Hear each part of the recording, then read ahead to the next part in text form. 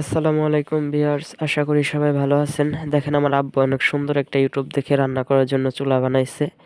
অল্প কিছু লাকড়ি দিয়ে অনেক বেশি রান্না করা যাবে। চুলাটা হচ্ছে এসি/ডিসি, রান্না করলে লাকড়ি দিয়েও কালি হবে না পাতিলে।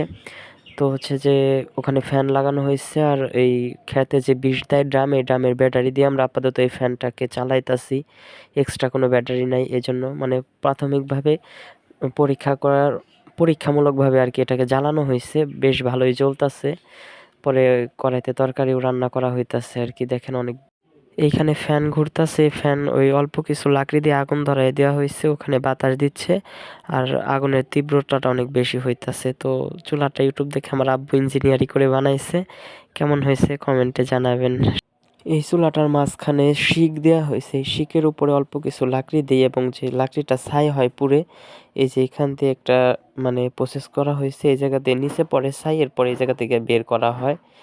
তো চুলাটা অনেক সুন্দর হয়েছে অবশ্য। প্রথমে ভাবছিলাম জ্বলবে না, পরে পরীক্ষামূলকভাবে চালাইছি, খুব ভালো জ্বলছে। দেখেন এখানে শিক দেওয়া আছে, শিকের উপরে লাকড়ি দিলে পরে এই জায়গা থেকে বাতাস যায়, অল্প কিছু লাকড়ি দিয়ে আগুন ধরায় দিলে এটা জ্বলতেই থাকে, আর সব ছাইগুলো নিচে পড়ে।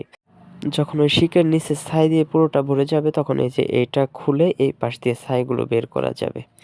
তো আজকে এই পর্যন্তই। সবাই ভালো থাকেন, সুস্থ থাকেন, দেখা হবে নতুন কোনো ভিডিওতে।